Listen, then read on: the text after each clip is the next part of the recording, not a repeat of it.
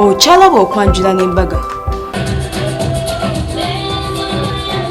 Guno omukyala yakyusiza mu kadress banenga kalungi yakyasosa okukyusa mu kadress bw'ati yena ng'alinga ka baby girl.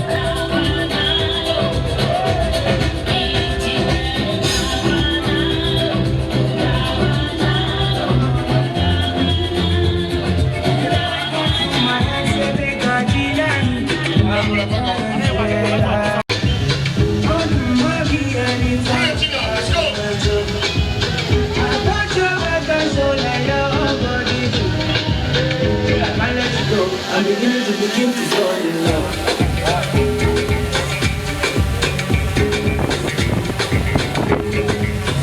I'm beginning to fall in love. Having fun.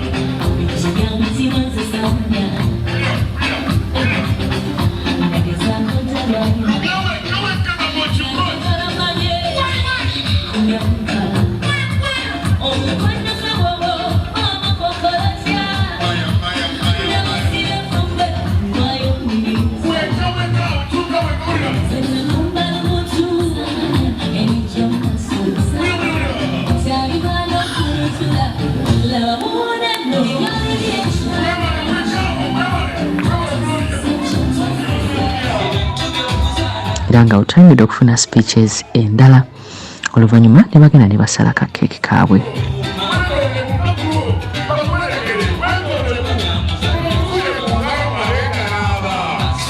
Embeera yonna kitusobozesezza Mukama Katonda nga ye mukulembeze waffe embeezi yaffe okusobola okuteekateeka omukolo guno ne guvaayo obweguti. Nze naye kennyini sibadde nnyo mu bateesiteesi olw'emirimu gyabwe egy'enjawulo naye ndabye ekintu kyensanze wano nja kulwawo okukisanga okukiraba. Ndi munda nnyo wa mbeera eno naye saba okwebaza bannange okubeera n'emikwano egifaananyi bwe giti. Nze nali mmanyi nti tuligenda okuva mu covid ng'abantu tebakyalina na lugoye lwe bambala ng'engoye zikaddiidde mu nnyumba. Naye abantu abali wano twewunyiza nnyo mutemaganye ate temusinze Kenn na Gloria. Kenn ne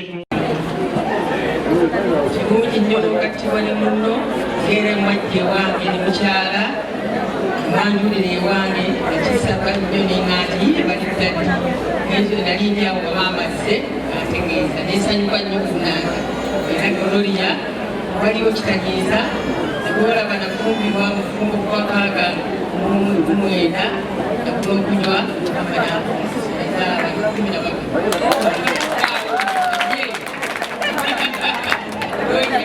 mirembe naala abalongo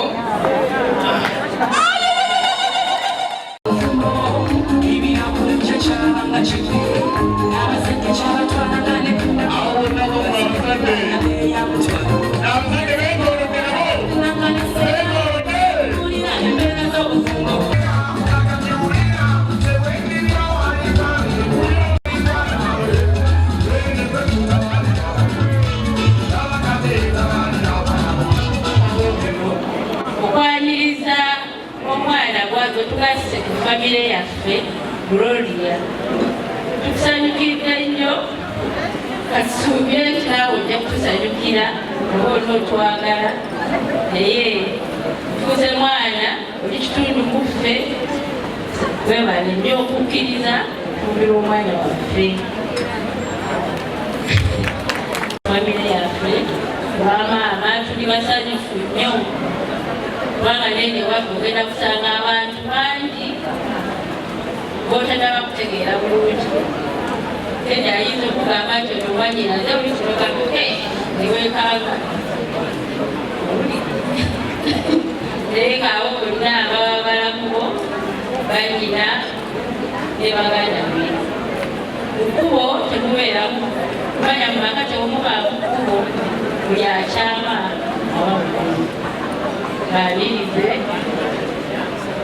obalabirire bulungi tweyanziza nnyo tweyanziza kasobola okwata ebyo kubanga Maria mukubi nnyo okwera wakati wa famire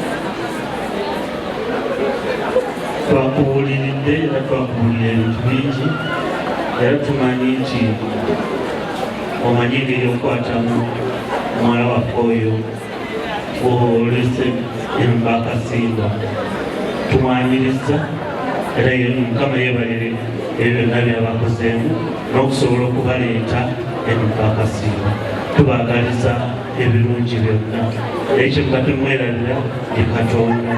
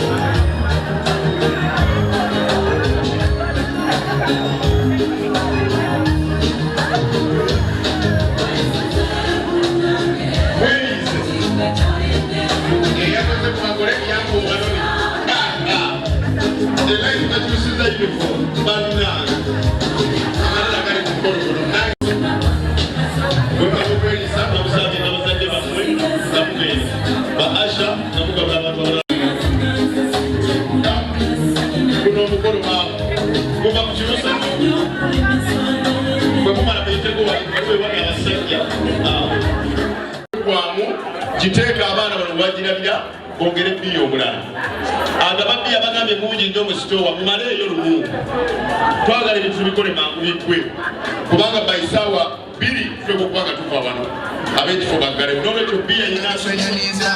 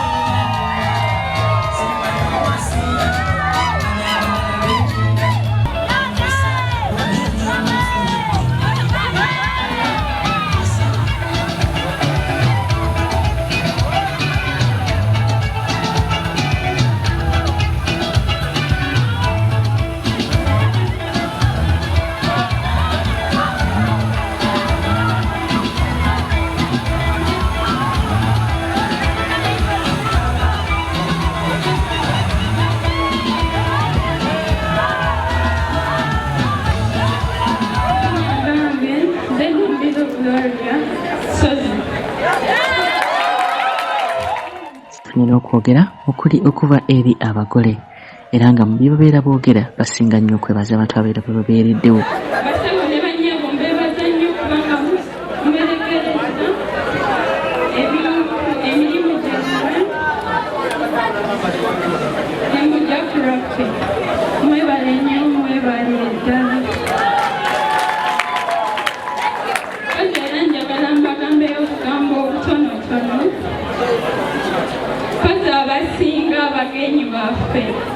Minza okubanga mwebuuza kyoba bakikoze batya oba beesangawa oba banaamalako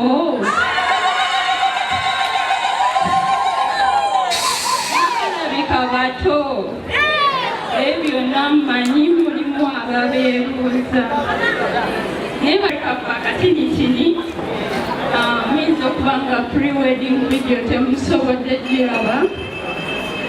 Mukwano gwange omwami wange Kenn Jonathan namulaba mu 2007 nga tuli ba neighbors bidaawo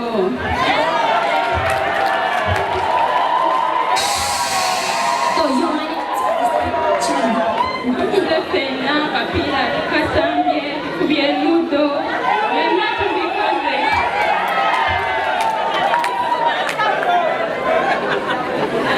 mwamu wange ali fena nenga tebyali serious natandika mpolampola naye yalina ogenda India okusoma obusawo nandeka neera teyaŋŋamba yansaba badde teyakimanya nze nensikala wano nensoma serious relationship wetandise mu 2016 ng'akomyewo okuva India netandika obulamu mu butuufu nkwagala nnyo okutulabirira ne weepeeza byonna tetuli bakulu nnyo naye omwami wange alina responsibility ey'amaanyi era ensonga lwaki responsibility egyeyina ekituusizza wano olwaleero kakati nkwebaza nnyo Kenn okuva ku ntobo y'omutima gwange.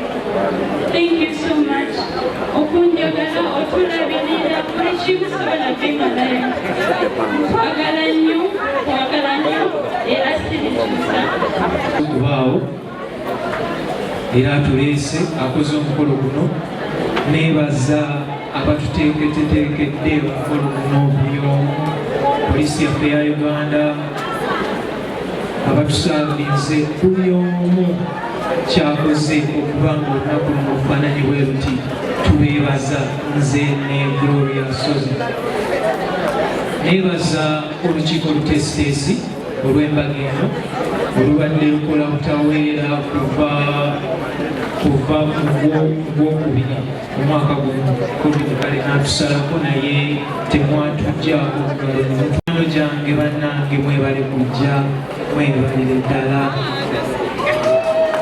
neebaza abazadde abalungi abanzaalira omukyala Namubiro Gloria bannange oba ndibawaaki simanyi kubanga mwansamu obwesige ne mumpa muwala wammwe naye nange mbasuubiza nja kumukuuma ali mukuwonaku alimala kuyita munze gwawedde ne dance era nga twongera okugamba nti congratulations Gloria and Kenn Sozi mwebale kuleeta mukolo ku Delta TV. Mami Gloria nkutumiddeko nnyo, Mami Sozi nawe nkutumiddeko nnyo bamami abo mwebale nnyo mwebalire ddala kwagala Delta TV naffe tubagala nnyo namwe n'ababadde ku mukolo guno Mukama abakuuma. I promise you that I will give you everything. Mukwano gwange alaba Delta TV tukole programu ya leero bwetubewedde ey'okwanjula n'embaga era nga nkugamba nti nawe nkulindiridde okubeera nga omukolo gwo nga tugulaga ku TV obuwanguzi olina okuba abantu mu maaso ne bategeera nti abaali banjerega mundabe mama nze nayitawo wadde nyasiibe na ssente wenyumirizamu bano nyimba luyimba kisimanyi baali balowooza ti toli siriyasi mukunjagala naye kati bakikakasiza bajja kikakasiza wano ku Delta TV ng'omukolo ng'ogulaga ku TV. Congratulations abagole baffe abolwaleero ate era tujja kuba nga tukutuusaako abagole baffe abalala. Waliwo Ssaalongo ne Nnaalongo Kabuga ab'emikono ate nabo baakoze omukolo gw'amaanyi. Gye gimu ku mikolo gyaffe gy'okulaba mu programu zaffe ezijja mu maaso. Nkwagala nnyo mukwano jangu Sharita's Bridal World ofune gown, changing dresses, maids dresses, gomesi z'ababuuza video n'ebifaananyi kulaga mukolo ku TV. Omukolo gwonna tugutegeka mu lunaku lumu saluni y'abagole weeri. Ate naawe atali mugole ng'oyagala kujja tukoleko jangu tukoleka retouch kapenso n'enviiri za bulijjo. Abaana baffe abasoma enviiri bazzeemu. Sindika omwana wajja asoma enviiri aleke kubeera waka kwonoonekerawo. Tuli wali eri ku nkuluma waako makizimbe bakiyita Sal Complex. N'essimu yaffe kweri osobola otukubira. Ankoze ne William, thank you so much. Ate n'enkola ne Dani Kizito ow'emmamba nga nze ab'emmamba faabalika. Bye bye. Omukwano leero njagala otegere nti wampamba wotoli siryasenywa